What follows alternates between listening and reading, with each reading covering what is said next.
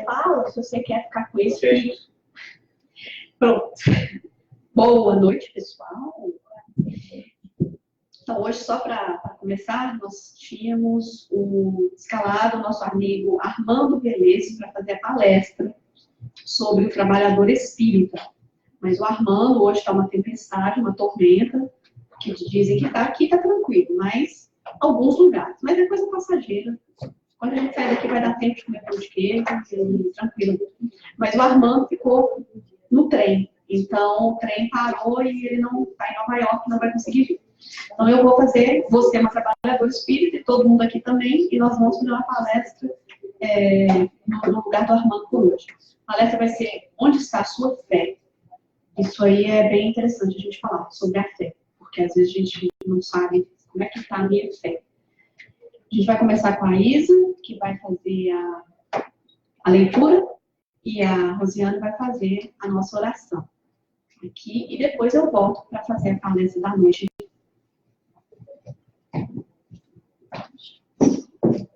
Boa noite a todos. No livro Caminho, Verdade e Vida, Francisco Cândido Xavier, pelo Espírito de Emmanuel. Poderes ocultos. E onde quer que ele entrava, fosse nas cidades, nas aldeias ou nos campos, depunham os enfermos nas praças lhe rogavam que os deixasse tocar ao menos na orla do seu vestido. E todos os que nele tocavam saravam. Marcos 6:56. Não raro surgem nas fileiras espiritualistas estudiosos afoitos a procurarem de qualquer modo a aquisição de poderes ocultos que lhes confiram posição de evidência. Comumente, em tais circunstâncias, enchem-se de afirmativas de grande alcance. O anseio de melhorar-se, o desejo de equilíbrio, a intenção de manter a paz constituem belos propósitos. No entanto, é recomendável que o aprendiz não se entregue a preocupações de notariedade, devendo palmilhar o terreno dessas cogitações com a cautela possível. Ainda que o Mestre Divino oferece melhor exemplificação. Ninguém reuniu sobre a terra tão elevadas expressões de recursos desconhecidos quanto Jesus. Aos doentes, bastava tocar-lhe as vestiduras para que se curassem de enfermidades dolorosas. Suas mãos devolviam o movimento aos paralíticos, a visão aos cegos. Entretanto, no dia do Calvário, vemos o Mestre ferido e ultrajado, sem recorrer aos poderes que lhe constituíam apanágio divino, em benefício da própria situação. Havendo cumprido a lei sublime do amor, no serviço do Pai, entregou-se à sua vontade, em se tratando os interesses de si mesmo. A lição do Senhor é bastante significativa. É compreensível que o discípulo estude e se enriqueça de energias espirituais, recordando-se, porém, de que antes do nosso permanece o bem dos outros e que esse bem, distribuído no caminho da vida, é a voz que falará por nós a Deus e aos homens, hoje ou amanhã.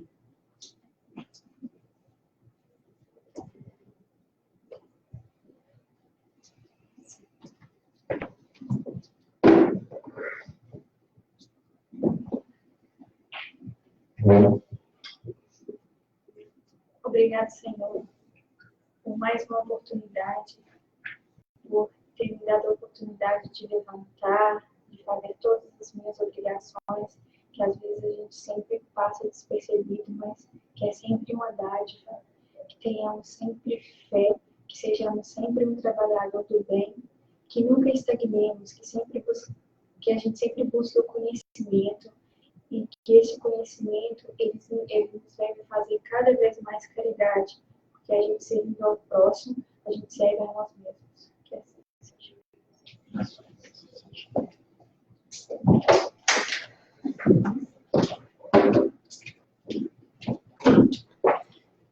Então, vamos lá.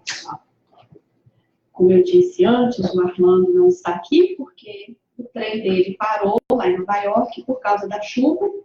Então, vai ser uma palestra diferente, com um tema diferente. Então, onde está a sua fé? E vamos interagir, né? Já que a gente está um grupo menor por causa da tormenta, a gente pode falar. Quem é que tem fé? Às vezes. Primeiro o silêncio, e depois às vezes. Não é aquela fé. Não é aquela fé. Acredite em fé é momento. Momentos de fé, você falou às vezes. Ok. É interessante, porque quando Jesus falou onde está a sua fé, ele não falou isso em alguns momentos, né? Homens de pouca fé. Aí ele pergunta, onde é que está a sua fé? Mas será que em algum momento Jesus questionou se a pessoa tinha fé? Não sabia de tudo. Ele sabia que a gente tinha fé. Se a gente prestar atenção nas palavras de Jesus, ele só questiona, onde é que você colocou sua fé? Por que você está com pouca fé? Mas em nenhum momento ele falou, você não tem fé? Então, se a gente vai olhar nas palavras de Jesus, homem de pouca fé, né? Então, quando estava no barco, Pedro, onde estão, né? Nós vamos chegar nessa parte. Mas Jesus nunca falou, você não tem fé? Ele nunca chegou para ninguém que disse isso e nem questionou, porque ele sabia que todos nós tínhamos. Mas por isso o título da palavra é não você tem fé, mas simplesmente onde é que ela está. Então é legal a gente já pensar nisso e falar assim, onde é que está a fé? Então eu vou começar com uma coisa bem assim, legal, um conto. Quem é que já ouviu a história do ateu e do urso? Então vamos lá. O ateu e o urso. Primeiro que tinha um homem, ele era ateu, e ele decidiu passear numa floresta, num bosque. E esse ateu estava passeando nesse bosque, admirando, né, tudo que aquele acidente da evolução causou. Estava andando para lá e para cá. Nossa, esse acidente da evolução, né, criou uma coisa tão linda. Mas as árvores lá, majestosas, os rios passando, aquela coisa tudo bonita. E ele lá, né, dizendo que maravilha. E à medida que no final, aí na medida que ele caminhava ao longo do rio, ele ouvia um ruído. Aí começou um ruído ali atrás da árvore. E ele começou a perceber, ele falou assim, nossa, eu estou caminhando. E essa história do ateu e do urso, seu Aécio, vai ser só no final da palestra, já comecei. Já comecei, não vai ter a música agora. Eu sei. Então beleza. E então o urso e o ateu, é o conto. Então esse ateu está caminhando no bosque, está passeando nas árvores, e ele está caminhando, e de repente ele começa a escutar um ruído atrás de uma das árvores. O ateu começa a ficar preocupado, de repente o ateu olha para o lado, o que ele vê? O urso. Aquele urso bem, né, corpulento ali, e o urso começa a caminhar em direção do ateu. Aí o ateu começa a apressar o passo, começa a andar mais rápido, já começa a ficar suando, aquela coisa toda. Aí de repente o urso também começa a apertar o passo, o urso começa a falar, Aí apertou o passo. tá passado, daí começou aí o ateu vir atleta, aquela coisa toda. E de repente ele tá correndo, olhou por cima do ombro, viu que o urso já estava assim, praticamente perto, daí ele já começa a chorar, aí ele tropeça, o ateu tropeça, rola no chão, tenta se levantar, e de repente o urso já estava praticamente sobre ele. Aí o ursinho bonitinho, né, com os dentinhos, aí o ateu olha para o urso, ele já sabe o que está acontecendo, o urso já vai para agredir com a pata, e aí o que acontece com o ateu? Nesse momento o ateu para e fala assim, oh meu Deus! Né? Nesse momento, tudo para. O tempo parou, o urso ficou sem reação, o bosque ficou silencioso, até o rio parou de correr. Aí vem a voz de Deus. Tu negaste a minha existência todos esses anos. Você ensinou todo mundo que eu não existia. Você falou que a criação foi reduzida para um acidente cósmico. E agora você quer que eu te tire desse apuro, é? Então, você acha que eu devo realmente assim, esperar que você, de repente, desenvolveu fé? Aí, né? O ateu entende, o ateu olha para essa luz, escuta essa voz de Deus, fala assim, olha, realmente seria hipócrita, né, da minha parte, se de repente você me fizesse cristão. Muito difícil a situação. Aí Deus falou assim, muito bem. Só que aí nisso, a luz foi embora, o rio voltou a correr, tudo certinho. Aí ele diz assim, olha, eu entendo, Deus, que você não vai me fazer ateu, você não vai me fazer cristão. Mas e se você fizer um urso cristão? Né? Porque o urso não tem culpa de nada, mas quem sabe, ele sendo cristão, está acima de mim, já está para me bocanhar. E o que Deus faz? Então o urso recolheu suas patinhas, fez uma pausa, abaixou a cabeça e disse, Senhor, abençoe esse alimento que eu estou prestes a comer. Então, a gente tem que lembrar, né? Eu gosto muito dessa historinha, porque a gente tenta barganhar com Deus o tempo inteiro, né? Já sou hipócrita. Não, fui ateu o tempo inteiro. Na hora que o bicho pega, gente, todo ateu deixa de ser ateu. Porque no fundo, todos nós temos a centelha divina no nosso coração. Todos nós sabemos que existe algo maior, né? E é pelo nosso orgulho que a gente coloca esse véu, né? Não quer tirar o véu, às vezes, por milênios até de anos. Mas, nesse caso, quer dizer, o urso ficou ateu sim, ele fez oração antes do alimento. Então, a pergunta de novo, né? Você tem fé? Quer dizer, será que você tem fé? Nós já sabemos, Jesus nunca questionou que a gente tinha fé. Ele só falava, onde é que está a sua fé, menino? Por quê? Que homem que tem pouca fé? Mas ele nunca disse que a gente não tinha fé. Então, sim, nós temos fé. Então, se Jesus questiona, né? Você tem fé? A gente tem que lembrar que existe dois tipos de fé. Tem a fé. A fé é humana e ela é divina. A fé é o sentimento inato do homem, de sua destinação futura, cujo germe foi depositado nele, primeiro em estado latente, o qual deve crescer por sua vontade ativa. Assim, unindo sua força humana à vontade divina, poderá realizar os prodígios, e que não é senão o desenvolvimento das faculdades humanas. O que isso quer dizer? Todo mundo tem fé, todo mundo tem o latente da fé, porque a gente tem o latente do divino dentro de nós. Mas aqui, Kardec vem dizer que depende de quem, então? Vontade ativa de desenvolver a fé. Então não adianta a gente chegar para alguém e falar assim, eu queria tanto ter fé. Querer é poder? É o começo. Mas não é poder. Nem tudo que eu quero eu posso. Nem tudo que eu posso eu devo. Nem tudo que eu devo eu faço. Né? Então, vontade. Eu tenho que querer. Eu quero querer. Eu quero ter fé. Mas depois eu tenho que ser ativa na fé também. Como que é ser ativa na fé? Eu tenho que fazer alguma coisa para desenvolver a minha fé. Eu não posso só querer. Então, eu desenvolvo a minha fé, geralmente, através de conhecer o Criador um pouquinho mais. Na hora que eu vejo que alguém é tão generoso, tão bom, tão potente, tão perfeito, eu começo a desenvolver essa fé e acreditar. Não acreditar, mas eu começo a realmente me entregar a esse ser. Então, a vontade tem que ser ativa, senão ela só é uma vontade. Cada noite antes de dormir, a gente não tem garantia nenhuma se a gente vai acordar no outro dia. Tem isso? Não. Mesmo assim, a gente coloca o despertador. É ou não é? O nome disso é o quê? Esperança. Esperança. Então, nós esperamos, né? Eu espero que eu chegue em casa hoje à noite. Tenho planos para amanhã, para daqui a um mês, para daqui a alguns anos. Tudo isso é esperança. Para dezembro, né? Então, para a festa, né? Nossa seresta, mês que vem. Então, é esperança. Mas eu não tenho garantia. Mas se a gente viver sem esperança, que tipo de vida é essa? Não tem nenhum propósito para o futuro. É muito triste. Então, mesmo sabendo que não existe garantia nenhuma, eu coloco meu alarme para despertar. É porque eu espero que eu vou acordar, que eu vou até dormir, passar da hora, então o alarme para me despertar. A esperança é o caminho para a fé.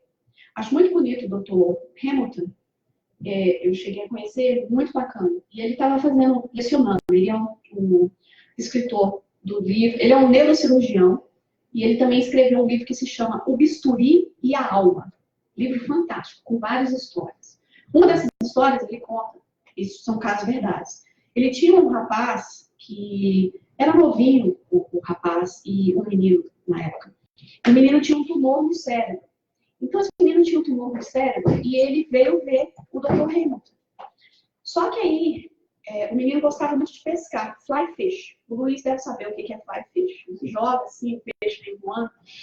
Então, ele chegou no médico e fez a cirurgia do cérebro desse menino e tudo isso. Aí depois desenvolveu de novo o mesmo problema.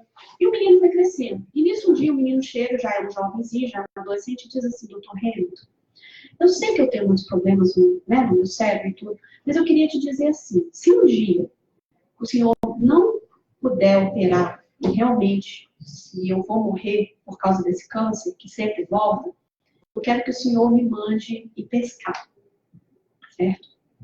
E chegou numa certa idade, acho que ele tinha 17 anos, e ele voltou ao consultório, porque estava com dor, aquela coisa toda. Só que desta vez, o Dr. Hamilton olhou os exames e realmente o tumor estava agora no seu cerebelo, já estava tomando, já não podia operar, não tinha muito mais o que fazer. O Dr. Hamilton chegou para o menino, para o rapazinho, e disse a ele, olha, meu amigo, você lembra aquele trato que a gente tinha anos atrás? Eu quero te dizer que está na hora de você ir pescar. E o rapaz foi embora com a mãe. E na noite após, ele recebe um telefonema no meio da noite da mãe, chorando e dizendo que o menino havia desencarnado naquela noite. O Dr. Hamilton disse que nesse dia ele decidiu mudar completamente a prática dele como médico. Porque ele disse que esse rapaz não morreu de câncer. Ele morreu pela falta de esperança. Ele tinha alguns meses de vida. Mas no minuto que o Dr. Hamilton tomou o controle de quanto tempo ele ainda tinha, e quando ele disse que ele poderia pescar, ele comprou a ideia de que ele já morreu. Então o Dr. Hamilton disse que nunca mais, que daí para frente, quem teria o poder de dizer isso seria sempre os pacientes dele. Nunca mais ele mandaria ninguém ir pescar. Interessante isso, né? Como é que a gente compra tantas vezes o que o outro vende a ideia do que a gente pode e do que a gente não pode? E isso é o suficiente para cambalear na nossa fé. Então é muito importante a gente lembrar, eu tenho fé porque é entre eu e o Criador. É entre eu e Ele. Muito importante essa história. Quando você pega um bebê, quem aqui já pegou um bebezinho, e você joga o bebezinho para cima, e ri, né? E ele tem certeza, né, que você vai segurar. O bebezinho pensa que ele vai cair no chão? Não. Ele ri. Qual o nome disso? Confiança. O bebê confia. O bebê simplesmente confiando em você. Isso é confiança. Certa vez um povo de um vilarejo decidiu reunir no centro de um lugar para rezar pedindo chuvas, porque era um lugar muito seco e já não havia chuva há muito tempo. Mas apenas um garotinho levou um guarda-chuva. O nome disso é fé. Muito interessante quando a gente pede com dúvidas. É realmente o oposto do que fé deve ser. Quantos de nós iríamos pedir pela chuva e levar um guarda-chuva na mão? Quantos de nós estamos fazendo isso na nossa vida? De realmente pedir já com a garantia que vai dar certo. Ele cientista Greg Braden fala sobre isso, né? E a gente agradecer cada pedido como se tivesse recebido. Já recebido. Agradecer aquilo antes daquilo ser realizado. Obrigado por acontecer. Muito bacana. Coragem é quando vivemos com o coração e não com a cabeça. É o nosso instinto contra a razão. Ter coragem de lutar contra chances baixas demais em situações ruins. É o bicho-papão do próprio bicho-papão. Coragem é estratégia de combate para derrotar o inesperado. É a ação que refuta a lógica. É o que faz o jogo virar. É o coração em ação. Um médico que cura doenças o dia inteiro, que trabalha com cirurgias, será que ele está sendo corajoso? Talvez ele está sendo um profissional. Mas se de repente ele escolhe viajar para a Síria para trabalhar nos hospitais que estão sendo bombardeados, ele está agindo pela profissão ou ele agora está tendo coragem? É muito diferente. Ter coragem é fazer o que é certo, independente das consequências. Ter coragem, muitas mães, muitos pais, muitas pessoas, nós temos muita coragem com quem a gente ama. Porque na hora que você tem o seu amor em qualquer problema, você não mede as consequências para ajudar o seu amor. Jesus vai além. Jesus assumiu a coragem pelo planeta, ele teve coragem de ficar à frente de um planeta cheio de gente complicada. Né?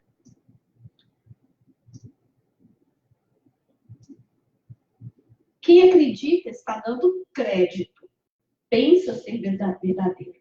Quem confia se entrega, muda seu agir, renuncia às demais coisas para viver naquilo em que confia. Diferente, né, gente? Quantas aqui já acreditou em Papai Noel? Eu já vi, gente. Vi o trenó, com tudo. Lá em Sete Lagoas, né? Lá em Minas Gerais, vi o trenó, vi. E ainda falei assim, vamos correr, porque vai que a gente não chega na hora, essa coisa toda. Né? A imaginação. Então, mas eu acreditei. Tudo que eu acredito, eu só estou dando crédito naquilo. Que alguém me contou e eu dei crédito. Quantos de nós acreditamos em uma coisa só que alguém nos falou que aquilo é verdade? Sem checar as fontes. Né? Então, quer dizer, quando eu acredito, eu também posso desacreditar. Depois que eu descubro que não é. Que aí chegou um dia que Papai Noel não deu mais aquilo que eu escrevi na listinha. Então, parei de acreditar. Ou então eu vejo que Papai Noel está muito magrinho. Né? Eu falo, não faz sentido, começa a questionar. Então, quer dizer, não é? Papai Noel agora já não é branquinho de barba, né? Então, quer dizer, tudo que eu acredito, eu posso, em qualquer momento, desacreditar. O Espiritismo faz o quê? Que a gente use a razão. Porque se, o Kardec falava, se em qualquer momento, o que eu trouxe na codificação, pelos espíritos que são confiados a mim, né, nesse trabalho, se a ciência provar o contrário, você vai ficar com quem? Com a ciência. E até hoje, onde que está uma frase da codificação que a ciência refutou? Nenhuma. Nada. Eu gosto dessa história porque teve um grande famoso equilibrista, ele decidiu, né, ir numa cidade fazer um show. E ele ia com a sua bicicleta e a sua esposa na garupa. Passaram uma corda bamba de um prédio para o outro. E nisso, né, a corda chegou e estava todo o público e os repórteres, todo mundo olhando. E aí ele começa a sair do prédio, começa a pedalar, e o vento vem, vai para lá, vai para cá, e a sua esposa está na garupa, segurando ele, e ele vai pedalando, aquela coisa toda. E de repente ele chega no outro prédio. Aí todo mundo bate palma, aquela coisa toda, lindo. E aí chega, né, um desses pessoal da imprensa, e começa e chega para ele, né, um gaiato lá da imprensa, chega para ele e começa. Ele fala assim, nossa, mas eu tinha certeza que você ia conseguir. Eu sabia, eu nunca duvidei que você ia conseguir chegar do outro lado e tal. Aí o equilibrista perguntou a ele, nossa, quer dizer que você realmente sabia, né, que eu conseguiria? Ele falou, claro, não tenho a menor dúvida. Então ele falou assim, nossa, então você acredita que se eu tentar de novo voltar para o outro prédio, eu consigo novamente? Aí ele falou assim, lógico. Aí ele pegou e falou assim, nossa, você acredita mais em mim do que eu mesmo. Diante disso, eu sou obrigada a te pedir que a minha esposa desça da garupa.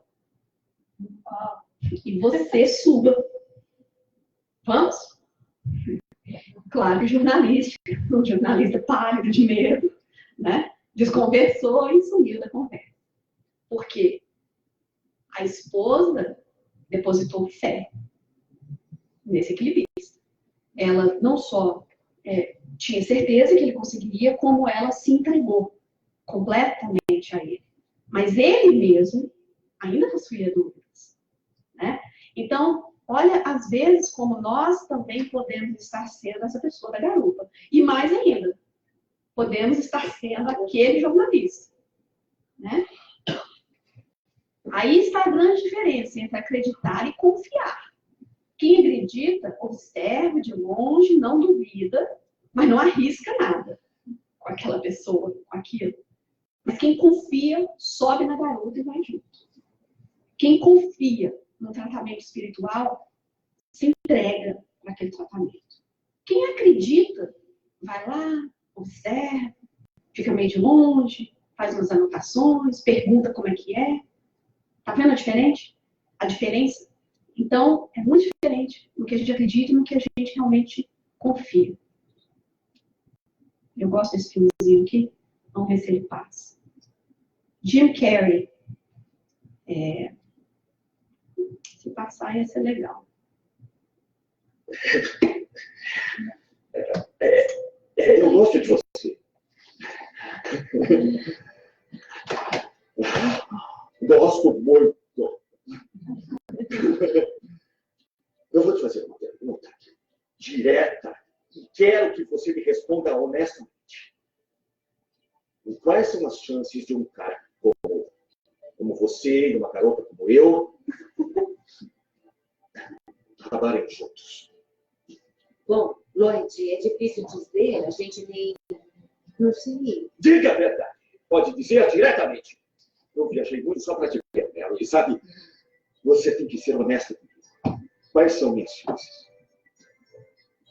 Nada bom.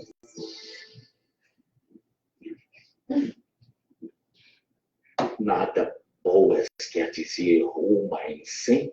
Eu diria que é de 1 em 1 milhão.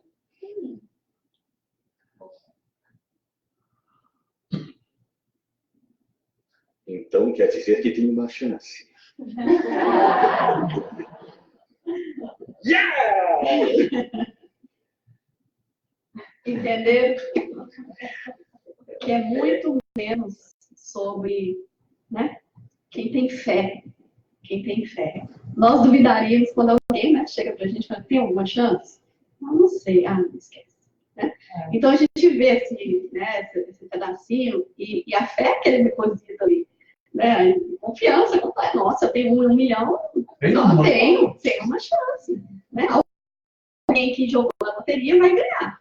É o entusiasmo dele, né? E o entusiasmo dele. Porque você mostra. E eu acho legal, gente, pelo menos aqui no Ceará Bem, que todo mundo trabalha com alegria.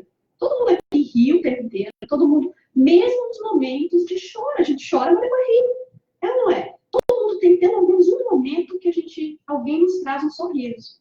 Porque às vezes a gente identifica o espírita como tendo que ser alguém cara fechado, pensando só nos cargos passados. Nossa, o que eu fiz? Sofredor. Né? Nossa, sofredor. Tem gente que não entra nem para doutrina, que fica pensando, nossa, vão me falar tudo que eu já fiz errado. Meu Deus do céu, eu tô passando isso, não tem salvação mesmo. Nossa, aquela coisa, aquele peso. Né? Mas não, a gente tem que ser alegre. Né? Eu dou muito valor na alegria, nesse entusiasmo. De falar assim, nossa, eu tenho uma chance em 1 milhão, maravilha. Se eu tiver uma chance em 1 milhão dessa encarnação me der bem, que legal, eu tenho uma chance em 1 milhão, né? Então, quer dizer, a gente pode, é onde a mente da gente vai nos levar, onde que a gente tiver ali né, tomar a rédea e falar assim, não, eu quero ir para ser ele. Quem que eu queria ser, gente? A gente é tão desapontado por pouca coisa, a gente perde a nossa fé. Se a gente quer tudo, mas de repente alguém fala uma coisinha, é mesmo, não tinha pensado nisso, não vai dar certo. Né? Às vezes vem alguém aqui com uma ideia maravilhosa para você e tal, e aquela coisa, aí chega às vezes um lado, mas não sei o quê, será que vai dar certo? E a gente só pede uma coisa, vai dar ideia, vai ter que fazer também, né? Vai ser o project leader, né? Então, só isso. Mas tudo é possível. Fé é exatamente isso, confiança e entrega. Se você não confia em Deus e você também não entrega a Ele, sendo que Ele sabe mais do que você, porque se alguém chega para mim e fala, Débora, será que eu vou naquela classe ou naquela classe? Uma classe está te mostrando tudo errado, a outra está te mostrando tudo certo.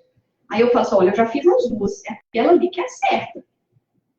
Aí você confia e entrega a minha decisão, porque você me elegeu como eu sou boa, justa, sei mais que você.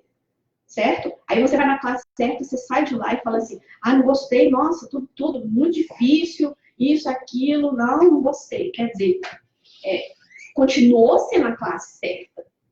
Quer dizer, essa encarnação está perfeita para a gente. A gente está com as pessoas exatas que a gente tem que conhecer, que a gente tem que estar. Deus não erra de endereço, ele não erra do corpo que a gente nasceu, nada disso. Tudo foi exatamente programado ali. Então, quer dizer, eu tenho que ter fé que Deus sabe das coisas. Se eu acredito que ele é bom, mas ele não é justo, aí eu começo a duvidar. Se eu acredito que ele é justo, mas ele não é bom, eu também começo a... Onde está a minha fé? Mas se eu tenho ciência de que ele é bom e ele é justo, e ele é meu pai, e ele não é qualquer pai, ele é o meu criador.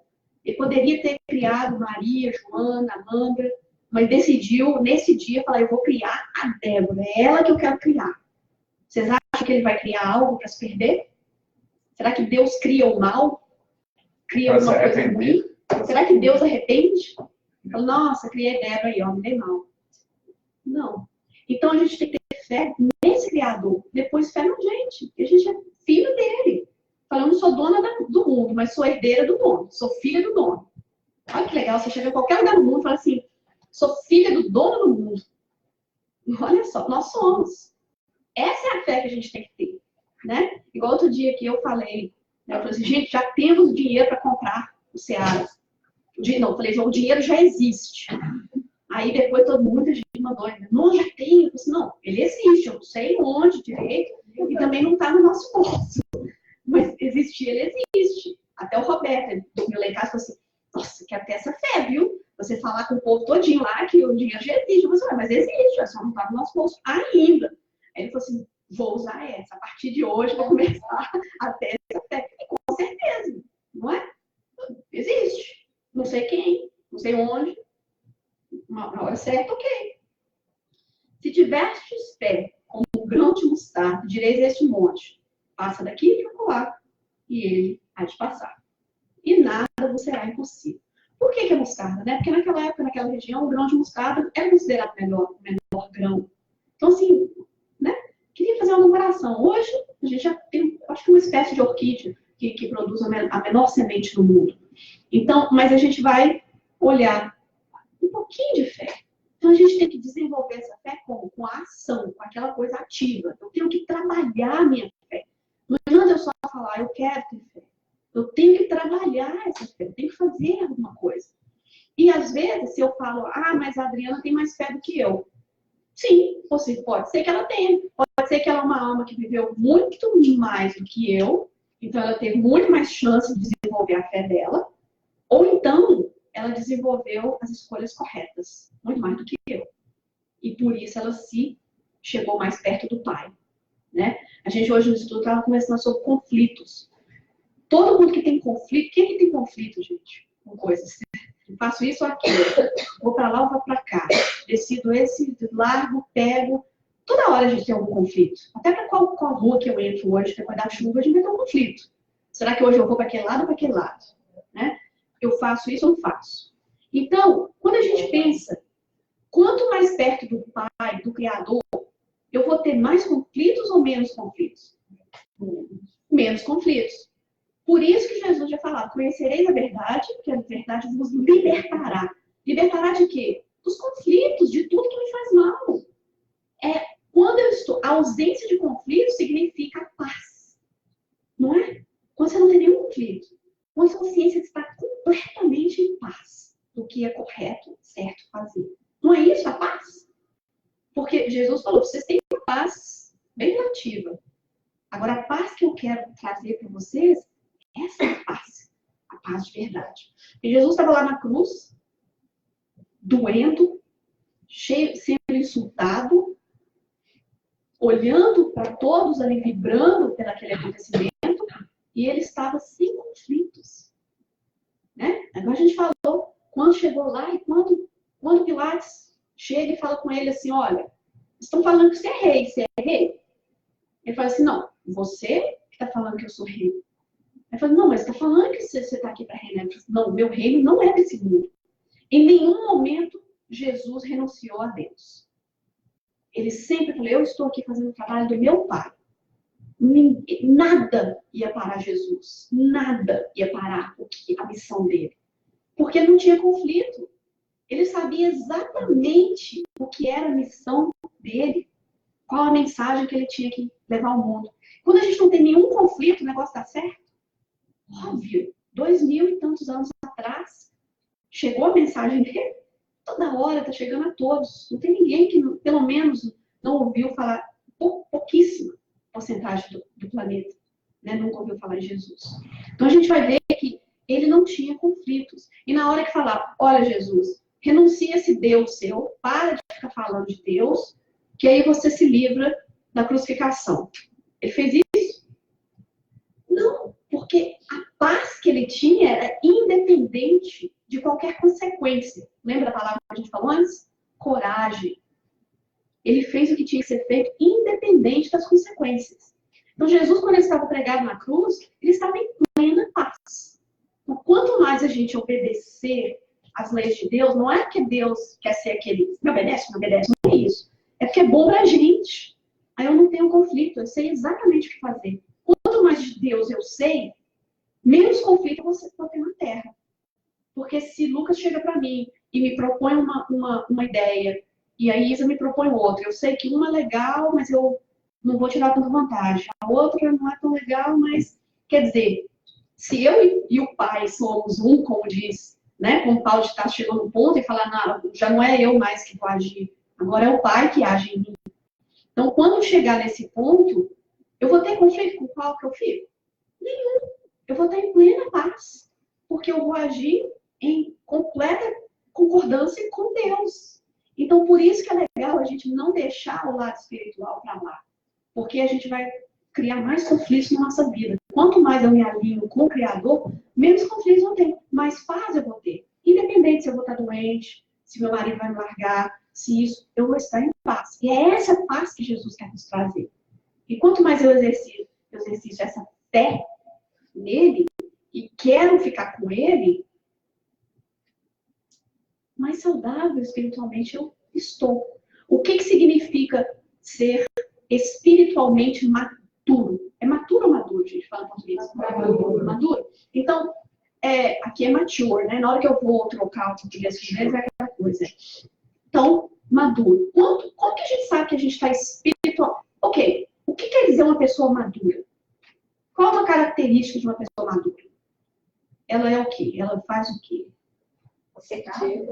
Assertiva, aceitável, experiente, sabe o que quer, faz o que é certo, equilibrada, responsável. Eu gostei dessa palavra também, responsável. Então, uma pessoa madura, ela pode falar, eu não vou hoje, as meninas vieram fazer um tratamento espiritual. Tá chovendo, né? Isso, e todo mundo teve uma tarefa, Orlando, todo mundo que teve uma tarefa. O Nivaldo tá lá, todo mundo aqui tinha uma tarefa na casa, hoje está na tarefa da casa. O palestrante, infelizmente, não foi culpa dele. Ele está preso, né? O TEM falhou. Mas todos que tinham uma tarefa na casa hoje, está na casa. Independente se tem chuva ou se não tem chuva. Por quê? Isso mostra o quê? Autoridade. Certo? Porque, independente da minha vontade, eu tenho uma responsabilidade. E eu tenho responsabilidade para com os meus irmãos. Então, a maturidade tem a ver quando você deixa o eu de lado para encaixar a sua tarefa, a sua missão. Jesus podia ter uma vida boa, gente, não é? Sim. Né? Podia, mas ele era maduro. Ele sabia. A responsabilidade dele ia muito além do que o sofrimento, a paixão do Cristo, que ele iria passar aqui, não só naquele momento, mas na vida toda. E os discípulos também. E nós somos discípulos de Jesus ou não? Eis aí a questão. Isso pode ser uma outra palestra. Porque o discípulo de Jesus, no monte, ele já falou. Você vai ser apedrejado, crucificado, xingado, vai ser tentado, você vai ser tudo.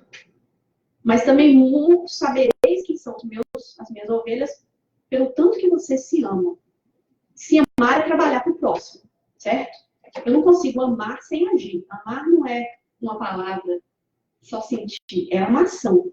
Então, se a gente quer ser discípulo, de Jesus, nós estamos comprometendo com o trabalho dele, com a continuação do que ele veio fazer. Então, não é a chuva que vai parar a gente, certo? Não estou falando de insegurança, não estou falando, gente, tem que ir para o centro, se está uma tormenta, seu carro vai... Não é isso. Todo mundo está compreendendo o que eu estou falando. É a maturidade. E o que então, se a maturidade envolve tudo que vocês falaram, envolve, mas a responsabilidade é uma palavra-chave, o que então é maturidade espiritual? Maturidade espiritual é quando você você toma a rédea do seu crescimento, da sua evolução, e para de culpar tudo e todos. Certo? Aí você está sendo maduro. Eu estou à frente do meu crescimento. Ninguém. Não é por causa da chuva, não é por causa de fulano, não é porque eu ciclano. Isso é maturidade espiritual. Quando eu assumo o meu compromisso com o meu crescimento. Isso é maturidade espiritual. Então, maturidade. Se a Fernanda falasse, não posso estar no Ceará não, porque hoje tem uma festinha legal, não sei o quê, tal. Sim, outra pessoa vai vir e vai fazer. Mas ela estaria crescendo espiritualmente? Não, porque ela agora jogou a tarefa para o outro irmão. Quer dizer, cresceu espiritualmente? Não. Porque a gente sabe que a gente não está fazendo tarefa para ninguém. A gente está fazendo tarefa com a gente. Principalmente pela gente, pelo nosso crescimento. Né? Então, é muito legal pensar nisso. Eu falo sempre, eu não quero saber quem tem 30 anos de espiritismo, quem tem 45, porque todo mundo tem 30, todo mundo que eu conheço tem 30 anos de espiritismo. Tem tudo, eu falo assim, nossa, eu sou bebezinho gatinhando. Aí todo mundo, já li tudo, não sei o quê, 400 tantos livros de Chico, já fiz isso. Todo mundo gosta de falar. Aí na hora que você vai estar lá amanhã? Não. Amanhã não dá não, porque você viu, vai estar 95 graus lá fora, como é que eu vou? Né? É maturo espiritualmente? Se você tem uma tarefa, eu estou falando que você tem uma tarefa, mas aí você ouvira a sua tarefa por causa de uma outra, você não tem maturidade espiritual. Você pode ter conhecimento do espiritismo, da Bíblia, do Alcorão, seja lá o que você quiser denominar. Você pode ser um grande conhecedor das escrituras, né? Mas você tem maturidade espiritual? Não, não tem. E muitos que nunca tiveram um estudo têm a maturidade espiritual. Quem aqui já foi numa benzedeira, que na hora que o bicho pegava, você leva. Eu já fui numa benzedeira, então eu sei. Quando estava com febre, febrão, não ia nunca conseguir chegar na cidade, levava, ela já disse, não, algum dia, na hora, aparecia na hora. Essa era uma pessoa espiritualmente matura. Porque ela sabia, eu estou ali para prestar o serviço de Deus, o serviço que eu sei para ajudar o meu irmão. Ela tem conhecimento de quem é Kardec, de quem é ele? Não. Importa tanto? Não. Claro que a gente sabe que as duas asas, nós temos que trabalhar as duas. Quanto mais conhecimento eu tenho, mais eu posso ajudar baseado na necessidade do outro. Então, quando eu exerço essa fé, tudo vem ao meu encontro. Acho linda essa, né? As montanhas que a fé transporta, né? Ela transporta mesmo. Tudo, preconceito, medo, má vontade, tudo que eu tenho ali, que eu quero falar, e pela minha fé, eu quero que aquilo aconteça, acontece mesmo. E, ó, gente, tem muito espírita com medo, viu? Medo da morte, com medo de espírito, né? Ontem a gente estava aqui na cantina, né, conversando sobre os espíritos, tudo que vem limpar o Ceará, quando tá durante a semana, vem no final da tarde, escuta um barulhinho, sai correndo, uns baldes na mão, os vassouras, nossa, vocês são corajosos, espírito, coragem. Gente, tem escola de karatê lá em cima do prédio, é eles que estão batendo. Não, mas vai que não é. Então, como é que faz, né? Você tem que entrar lá dentro para saber se é espírito mesmo. E às vezes alguém chega e fala assim, Débora, fulano vem atrás de você perguntando não sei o que, eu olho, mas é desencarnado ou é encarnado? Não estou vendo ninguém aqui, né? Então a gente brinca e tudo, mas realmente, essa fé que está tudo certo, tá tudo do jeito que tem que ser. Essa entrega. Não vou passar isso não, porque a gente tem... não. Quando é que a fé surge em nós? Primeiro, nos humanos, a fé é o sentimento inato, a gente sabe disso. Ele está presente desde a sua criação. mas ela tem que ser desenvolvida, certo? Primeiro, você começa com a fase do acreditar. Eu acredito naquela, eu acredito em alguma coisa ali e tal, aquela fé meio cega. Depois dela, você começa a compreender. Aí você começa a compreender realmente o material. E aí já parte para o lado da razão. É aquela fase de desenvolvimento da razão. Não é só que alguém te falou que Deus existe, mas agora você começa a estudar sobre Deus. Você começa a estudar e a perguntar mesmo. Se para alguma coisa inteligente existir, precisa de alguma coisa mais inteligente para criar. Aí você começa aquela jogadinha na sua cabeça. Então tem que existir para criar um planeta tão complicado como esse, gente, um corpo humano desse, tem que ter uma potência, não pode ser outro humano.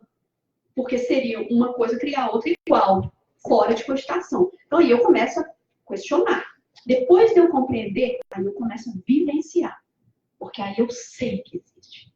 Aí eu sei que existe Deus. Eu não acredito nele, eu não só compreendo ele, mas eu vivo ele. Ele está em mim. Então, às vezes na mediúnica, né? Teve um dia que, não cabe o caso, mas eu sei que um dos dialogadores, é uma fase muito complicada, uma pessoa se encontrava, e era tipo uma boca do túnel, e aí o dialogador, o espírito falou assim, não, mas você não pode ir lá não, porque é complicado, você não pode ir sozinha lá para ajudar. E aí a pessoa falou assim, não, eu tenho meu reforço, eu tenho que ajudar meus irmãos, eu estou indo. Só me indica o caminho que eu vou ajudar e eu tenho fé, eu vou porque minha tarefa agora é ajudar. Isso é vivenciar a fé. Não questionou muito, meu irmão está lá. E isso é que é o bonito, quando a gente sabe, não, meu irmão está sofrendo. Mas ele está sofrendo ali, é perigoso você chegar até... Não estou colocando para ninguém se colocar em situação de apuro. O que eu estou dizendo é, quando a gente tem aquela fé, a consequência já não importa tanto. Eu tenho que fazer o que é certo. Entra coragem também, né? Essa mulher, eu acho lindo, porque quando ela chega em Jesus, né? E ela fala, antes ela já fala assim, não, só se eu tocar na veste de Jesus, eu sei que eu estou curada. O mais interessante não é isso. O mais interessante, antes de vocês todos começar a ler lá, o interessante é que ela vai no momento, imagina Jesus, né, caminhando, todo mundo. Se a gente falar agora, gente, Jesus está na outra sala ali, vai ficar ali só por 10 minutos, acabou a palestra. Vocês me deixam aqui falando sozinha, e vai todo mundo correndo para Jesus. É ou não é? Fala a verdade. E eu vou falar a verdade porque eu sou a primeira, eu já estou de pé, né? Então, claro que eu vou me preocupar muito. Mas, Jesus vai fazer uma... Orlando acabou ali a meditação, tá o tapetinho de yoga ali, beleza, Jesus está lá, deita no tapetinho que Jesus te cura. Vocês vão ser educados, gente? Ninguém. Todo mundo vai correr. Desculpa se alguém aí não concorda. Então, estou falando a generalidade. Mas eu vou correr. Então, imagina naquela época, que já não tinha médico, o pessoal, né, não tinha condição de pagar, todo mundo morria cedo, aquela coisa toda. Aparecia um homem que podia te curar, de graça, rápido, no meio do povoaréu ali que passava uma vez, né? Todo mundo, toda vez que escutava, ó, Jesus está vindo. Multidão, né? E aí essa mulher vai, ela é suja, considerada suja. Vamos pensar, ela tá ali sofrendo, acho que 12 anos, você lembra? 12 anos, né? 12 anos. Então, ela 12 anos com fluxo de sangue, então vamos colocar que ela tem essa menstruação, né? Toda hora, já é uma região que não é propícia à higiene. Ela também, uma mulher, durante o seu período, já não podia, já era considerada impura, não podia estar no templo, não podia cozinhar algumas coisas, não podia chegar perto do marido. Então, quer dizer, ela não está nem aí, ela sai de casa e fala, vou ir pegar Jesus, não veste, eu não preciso nem pegar ele, que eu já sei como é que vai estar, né? Mas se eu só tocar só, eu sei que eu vou me curar. Isso é fé, gente? Que ela exercitou a confiança total que Jesus tinha poder. E ela também entregou. Ela fez. Ela não ficou em casa só para Jesus, por favor, vem cá me curar. Ela foi. Certo? E agora o que Kardec vem trazer da Gênese, que é interessante. Agora vocês podem ler, porque eu sei que todo mundo quer ler rápido. Aqui. O fluido, esse fluido curativo, curador, atinge a desordem orgânica para reparar. Ele pode ser dirigido sobre o mal pela vontade do curador, ou atraído pelo desejo ardente, a confiança, numa palavra, a fé do doente. São palavras de Kardec, dos Espíritos por Kardec. Isso aí está na Gênesis, capítulo 15. Olha que interessante. Jesus curou sem saber. É ou não é? Porque foi depois que ela se curou que Jesus vira para Pedro e fala, olha, quem me tocou? E Pedro fala assim, olha, todo mundo está quase esmagado aí no meio do povo. Mas ele fala assim, não, alguém me tocou porque eu senti virtude saindo de mim. Ou seja, eu senti que saiu o fluido curativo através de mim para tocar essa pessoa. Então, Jesus não sabia quem tinha curado. Então, a fé, por isso que, às vezes, ele fala, a tua fé te curou, porque ele nem sabia. Ele ficou sabendo foi depois. Então, a fé dela, ou seja, o fluido curador foi atraído por essa mulher. Ela atraiu a cura. Então, a gente quer saber, gente, se é fulano, se a gente deita no tratamento espiritual, a gente quer saber se é a pessoa que vai nos curar ou se foi eu que atraí a cura. O importante é o quê? Eu me curar, certo? Então, para eu ir na benzedeira, para eu ir no tratamento espiritual, para eu ir, seja onde for, importa se é o médico ou se é a gente, o que é importante é. Então, quer dizer, em via das dúvidas, andar com fé é bom, que a fé não costuma falhar. Esse senador, centurião, né, romano, ele também chega para Jesus. Centurião, quantas pessoas abaixo dele? Centurião. 100. Então tá. Então a gente tem ali, né? 100 soldados. Então o homem era poderoso, certo? Romano. Então ele acredita, ele sabe que Jesus, ele tem. Jesus falou que nem na terra dele ele viu cidadão com tanta fé. Romano. Por quê? Um dos seus criados, não era nem filho. Isso já mostra que ele cuidava dos seus servos, certo? E ele chega para Jesus e diz, olha, fulano está muito doente. E eu sei que o senhor tem essa, né? O senhor pode curar. Aí Jesus fala, não, então eu vou lá e, né? Conversa ali. Claro que eu estou falando do meu jeito. Mas ele fala assim, não, o senhor, eu sei que só do senhor querer, eu sei que ele vai estar curado. Não precisa de ir lá em casa, não precisa de entrar, não. Olha para você ver. Às vezes, a gente quer tocar. Tomé não era assim? Tomé era um dos discípulos, né? Que ele era muito duvidoso. E por que a gente tem essa resistência tão grande com as coisas de Deus? Por que no primeira turbulência a gente quer desacreditar? Nossa, estou acreditando no Espiritismo, é muito bom sempre. Aí a vida manda uma ondinha. Ah, vou deixar aquilo lá, é bombeiro, não sei o quê, vídeo, não sei o quê. Por que a gente faz isso? É aí que Jesus vem e fala, homem de pouca fé. Trabalha essa fé. Não é que você não tem. É porque quando está um momento de dor, a gente cambaleia mesmo. Isso é normal. Mas não deixe de ter, não deixe a sua fé lá no fundo. Então, quer dizer, é isso que a gente tem que entender. Porque a fé, você tem que ter paciência. Olha lá, no Evangelho segundo o Espiritismo. A fé sincera e verdadeira, ela é calma. Ela faculta a paciência, que sabe esperar. Porque tendo seu ponto de apoio na inteligência e na compreensão das coisas, isso, aquelas duas asas, né, do Espiritismo, conhecer e na moral. Tenha a certeza de chegar ao objetivo visado. Só que a gente quer as coisas para quando, gente? Para ontem, né? Eu quero me curar, mas eu quero me curar hoje. Agora, quando eu apoio, eu quero algo, mas eu uso o apoio na minha inteligência e na compreensão das coisas, por isso que o estudo é muito importante. Aí a gente vê, por que eu vou para casa espírita estudar se eu quero sarar desse problema? Porque na hora que eu compreendo o problema, e aí eu começo a saber exercitar a minha paciência, às vezes, com aquele problema. Porque aí eu entendo, meu Deus, aquele problema eu tenho ele, é por causa disso, é porque vai me ajudar nisso. Cura ou não? Independente se a doença vai embora ou não, isso não, que agora você compreende. Então, o estudo na casa espírita é fundamental. Porque se eu não tenho sabedoria, eu não vou desenvolver essa fé. fala isso, novamente, lá no Evangelho segundo o Espiritismo. Não sou eu que estou falando.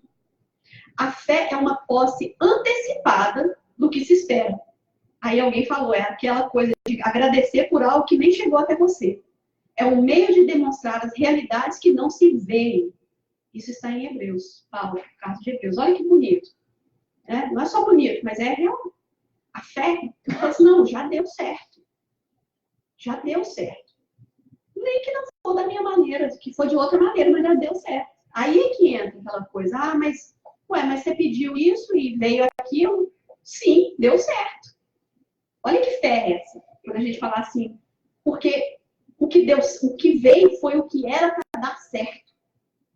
Isso é fé, gente. Quando alguém fala, eu quero, não sei, quero comprar uma coisa, sei lá, quero comprar esse carro. Aí vai o carro, sei lá, dá um problema. Eu gosto de fazer exemplos simples. Aí dá um problema. Nossa, mas você tinha tanta fé que ia conseguir aquele carro e agora de repente você compra o carro e só dá problema. Aí você fala, é isso mesmo. É isso mesmo. Saiu exatamente o que tinha que sair. E agora eu vou aprender a arrumar o carro, vou fazer um cursinho de mecânico, vou não sei o quê. Exatamente aquilo que tinha que acontecer. Porque meu pai é bom e justo.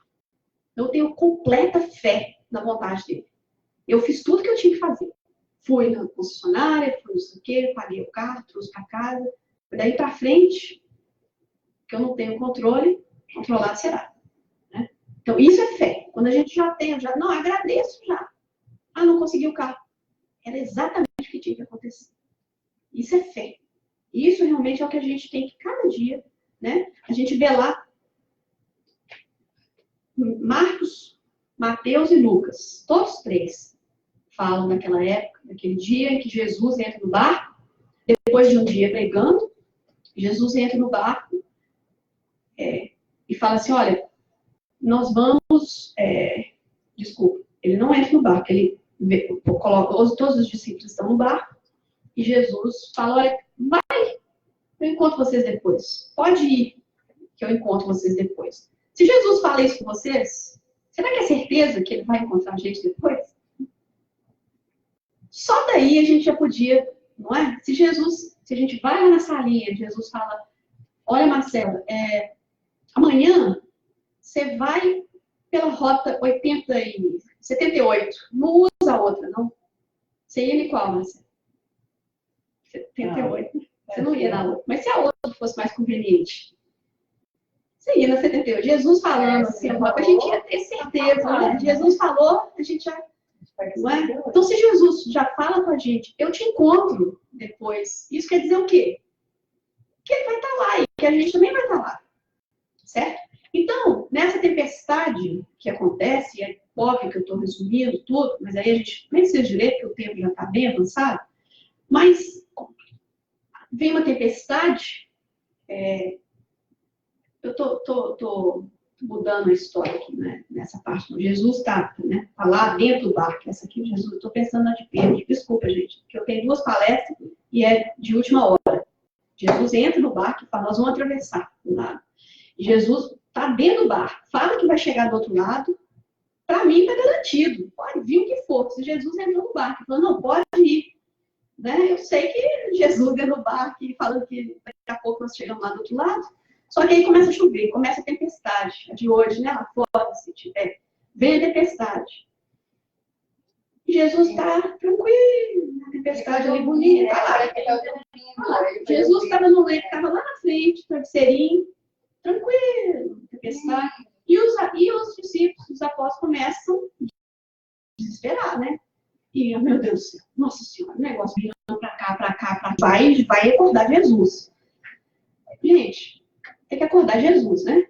Jesus, você não está vendo o problema, né? Jesus dá acordado assim e tudo. Será que Jesus estava fazendo descaso, gente? Não.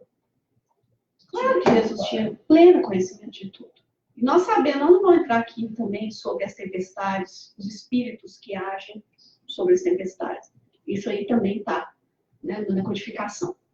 Mas Jesus estava lá tranquilo. E eles começam, né? Jesus, olha lá, problema, barco, chuva. E Jesus, aí, Jesus, né? Ele não sei o que é pra lá. Jesus fala com a tempestade. Olha, tá tudo tranquilo agora. Meu povo aqui não entendeu o recado muito bem, não, mas vamos voltar a temperatura, tá tudo normal. E a tempestade obedece. É aí que fala, quem é esse homem que até os ventos respondem a ele? Gente, quantas vezes os discípulos tiveram a oportunidade de ver um depois do outro, depois do outro, depois do outro, e duvidando cada vez ainda, né? Então, seja encorajado, porque a gente tem que lembrar que a nossa fé... Jesus está no nosso barco ou não, gente? Todo mundo aqui está no barco, cada um com um problema aqui, o outro ali, tem hora que o barco começa a ficar assim, porque muito problema na área atrás. Mas Jesus está ou não está no barco? A proposta dele não foi essa? Eu estarei ali com você? Jesus está com a gente, nós não estamos sozinhos, momento nenhum. Tanto que ele colocou um mentor para a gente, colocou um time espiritual, colocou gente que tem uma assessoria fantástica para a gente. Se nós tivéssemos a vivência de ver e a permissão de ver a falange de verdadeiros anjos em nossa volta, a gente não teria a dúvida. Nossa fé seria... Esquece. Então, Jesus está no barco. A gente tem que lembrar disso. Não importa se está tendo tempestade, se não está tendo tempestade. Jesus já falou, nós vamos chegar do outro lado. Com ou sem tempestade, nós vamos. Eu estou com vocês. Porque ele falou, passemos para o lago, no outro lado. E Jesus está falando isso com a gente o tempo inteiro. Vocês estão comigo. Eu sou o diretor. Eu sou o caminho, a verdade e a vida. Não vai chegar pelo Pai, senão a mim. E eu estou com vocês. Essa é a promessa do mestre. Quando a gente não duvida disso, a gente joga os medos, sabe onde? Longe. Acaba os medos. Ainda que eu ande pelo vale sombra da morte, não temerei. Né? Estás comigo. E pode 1000 cair de um lado, 1000 do outro, nada me acontecerá. Então, a gente tem que lembrar disso. Isso é fé. Isso realmente é aquela entrega do Senhor. Você quer esse aqui foi um... não tem tempo, não, mas eu ia colocar na hora que tem... Não, vamos lá. É o meu marido, a gente estava no barco, e esse dia foi um dia de tempestade. E as ondas vinham em cima, assim, aquela coisa. E ele nunca vi uma pessoa tão calma na minha vida. E ele sentado, e ele, olha que linda as ondas. E o povo, todo mundo segurando. E aquele... eu faço, assim que acabar, eu coloco. Esse aqui ainda faz mais melhor. Mas, às vezes, quando via, coisava tudo ali. E ele sentado, olhando. E falando assim, nossa, que maravilha, hein? A natureza é tão bonita. E aponta aqui, filmando, né? Fala assim, bom, pode ser a última vez que eu te vejo aqui na câmera, alguém vai ter essa fala tão linda, maravilhosa. Mas isso é fé, isso é fé. Nada, nós estamos aqui. No meio, eu aprendi muito fé com meu esposo mesmo. Muita fé com a vida, com o espiritismo, meu Deus, que maravilha de todo dia. Então a gente olhando assim, é claro, também estava no barco. Eu pensei, eu falei assim, gente, nós estamos no meio do transatlântico. Isso aqui é no transatlântico. Eu falei assim, boia, barquinho, beleza. Mas, provavelmente vai ser comida de tubarão, em algum lugar, né? Se tiver que ser meu dia, eu posso ir desesperada, chorando, gritando, tirando todo o ar do meu pulmão, vou conseguir nadar menos depois, ou eu posso ser com o meu esposo. Olha que natureza maravilhosa. Chico, não aconteceu até com Chico? No avião? O avião começa a balançar e tudo, e Chico, ai meu Deus do céu, aquela coisa toda, e Emmanuel aparece para Chico. Chico, ai, mano, você tá vendo o que vai acontecer para essa gritaiada toda, Chico, fazendo escândalo, favorando o povo todo dentro do avião? Mano, você não tá vendo que o avião tá caindo, Chico? Mano, tá caindo, o negócio tá balançando. Sim, Chico. Mas, irmão, a gente pode morrer, a gente vai poder morrer aqui. Você quer que eu... Sim, então morra com educação. Irmão, não fala contigo. Então, cala a boca, Chico. Para de desesperar os outros. Morra com educação, se tiver que ser, né? Então, a gente vai ver essas coisas voltando aqui o último slide, e eu peço perdão, passando 5 minutos. Conseguir a fé é alcançar a possibilidade de não mais dizer eu creio, mas afirmar eu sei, com todos os valores da razão tocados pela luz do sentimento. Olha que coisa maravilhosa que Chico diz.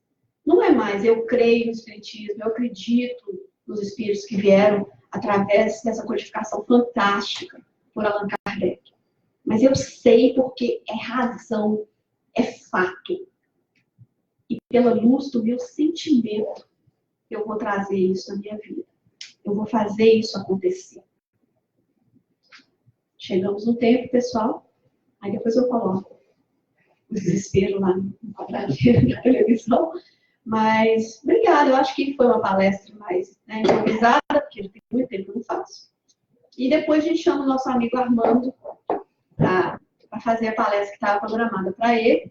Espero que ele tenha voltado para casa bem. Tchau para vocês, pessoal. Dando tchau. Então, só um anúnciozinho, e o senhor vai cantar, nós vamos dar os passes. Bom dia, Luiz.